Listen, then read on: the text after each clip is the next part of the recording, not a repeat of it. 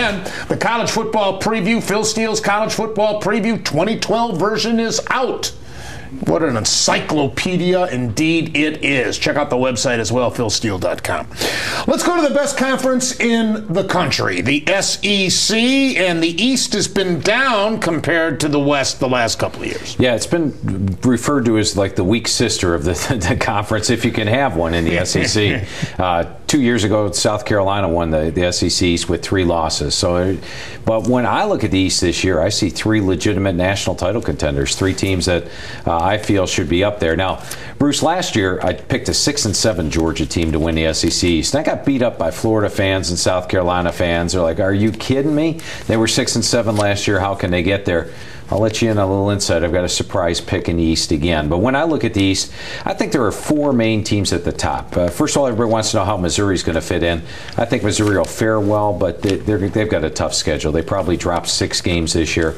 I've got them finishing 5th. Tennessee is going to be one of the most improved teams in the country. In fact, in Derek Dooley's first 2 years, you remember he came in, he was the 3rd head coach in 3 seasons for Tennessee. And they've struggled the first 2 years. They've had a grand total of 18 returning starters in both those first 2 seasons.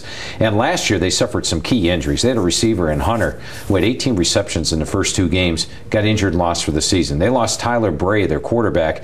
His 2 replacements combined for a 1-6 ratio on the year.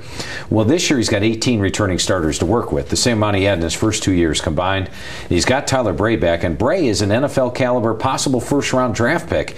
If he stays healthy, watch out. And he's got 2 receivers in Hunter and the guy that led the team last year in Rodgers.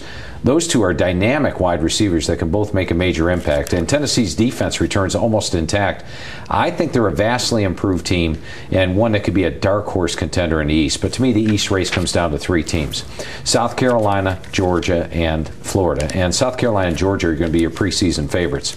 Now, with South Carolina, they got one of the best defensive end combos in the country, including Jadeveon Clowney, who burst onto the scene as a true frosh last year. Veteran linebackers. My question mark off defensively would be the secondary, which only has 1 returning starter.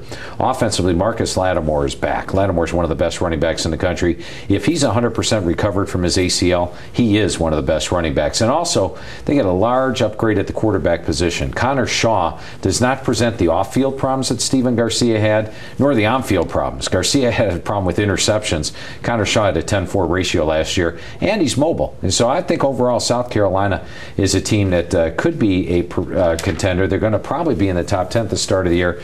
But do keep in mind they have to play LSU and Florida on the road. So the schedule is not easy for South Carolina. Now, number 2, I picked Georgia. Georgia's going to be everybody's pick, along with South Carolina, to be at the top. They're a potential top 5 team at the start of the year. You look at them defensively, I do rate them a top 5 defense. And offensively, they've got Aaron Murray back at quarterback, who's one of the top quarterbacks in the SEC, if not the country. They've got some dangerous receivers, and they've got a running back. They just lost their top running back. Remember, they just kicked him off the team. But that puts them in the same position they were at last year. Last year, they had a true freshman starter at running back. This year, they've got a true freshman starter at running back. Both are quality guys.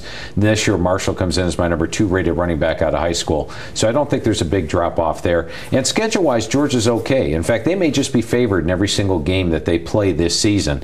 And I think they're going to be pretty much a consensus pick to win the SEC East. But once again, this year, Bruce, I went out of the box and I picked Florida, a team that was 6-6 in the regular season last year.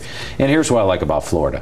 First of all, their defense. They have got 10 returning starters on defense. They lose a grand total of 3 lettermen off that side of the ball. Each of the units, defensive line, linebacker, DBs, rank in my top 10 in the front of the magazine.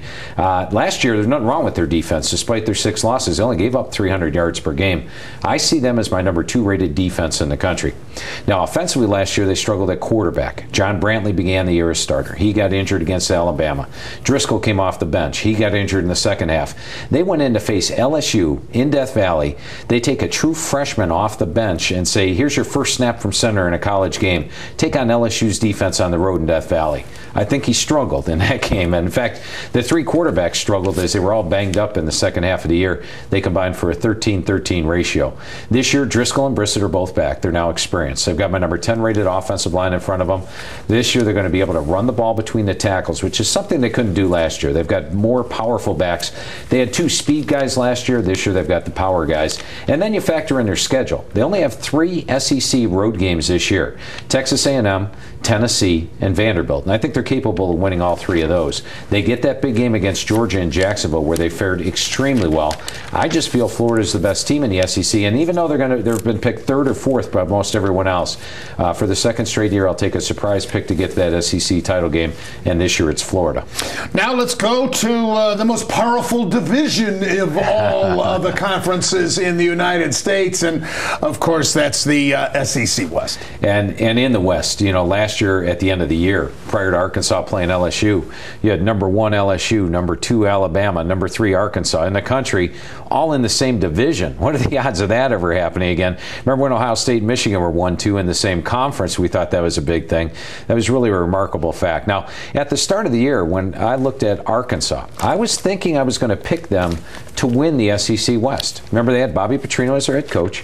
They had returned Tyler Wilson, who I have as first-team SEC. He had a great season last year in his first year as a starter. They've got an improved offensive line in front of them. And they get back Niall Davis at running back. Niall Davis was a guy who burst on the scene 2 years ago, rushed for nearly 1,400 yards in basically 8 starts, one of the best running backs in the country. He sat out last year with injury. Their leading rusher only had about 600 yards rushing. Well, Nate Davis is back. They've got an improved defense overall. And Arkansas is a different team at home than they are on the road. Last year they got blown out by LSU and Arkansas on the road. They barely got past Vanderbilt, Mississippi on the road, a couple of 3-point wins. But when they got teams at home, they were much stronger. Well, this year they get both LSU and Alabama at home, and I'm thinking maybe this is my surprise pick to win the West. Then Bobby Petrino gets fired. I think they are going to miss his play calling ability, and that had me drop them down from a potential surprise pick in the West to number 3. So once again, in the West, I think it comes down to, and this is going to sound familiar, Bruce, LSU and Alabama, the 2 top teams that played in the title game, and really they are 2 of the best teams in the country by far. And when you look at Alabama, a couple of years ago they came off the national championship. They lost 3 games. Well, they only had 2 returning starters on defense that year, and almost every single team the second half of the year had a bye the week before playing Alabama. Well, this year the schedule's more favorable. They have 5 returning starters on defense, so they look much stronger on that side of the ball. And that defense in 2010 finished, I believe, number 10 in the country, which is weak for Alabama. This year I've got them at the 3rd best defense. So this is a very dangerous Alabama team. They now have a veteran quarterback in A.J. McCarron and the best offensive line in the country. They're a legitimate national title contender. When it goes to LSU, I think this year's LSU team is probably a little stronger than last year's LSU team. Defensively, about the same. Offensively, the big difference is going to be Zach Mettenberger at quarterback. I think that Les Miles actually has confidence in letting Mettenberger throw the ball down the field. They've got 6 running backs that could start for almost any team in the country. They've got a solid offensive line, but teams could stack the line of scrimmage against them. Well, if Mettenberger can stretch the defense, like I think he will, they're dangerous. They still have the Honey Badger on the special teams. They still have their 2 outstanding kicker and punter on special teams. They're even better than last year's LSU team. And as far as the key game goes, it is Alabama at LSU. I talked to you earlier in the show about November the 3rd. That's when that other big matchup is. It's on the same day. But here's the advantages LSU has. Remember, they beat Alabama in the regular season last year. They get this game at home in Death Valley. Alabama's playing their 3rd road game in 4 weeks. LSU, fresh off a bye. So I think the situation sets up well for LSU. They're better than they were last year. Alabama's a little weaker than last year. That's why I gave the edge to LSU to beat Alabama in that game and get to the SEC championship game. And by the way, in our very last segments, when we get Phil's picks for the national championship and the bowl projections, we're also going to have him break down the conferences that do have 2 divisions, like the SEC, and tell us who he predicts will win those conferences in those big games. When we return, we will go to our own backyard and look at the Big Ten with Phil Steele today on All Bets Are Off.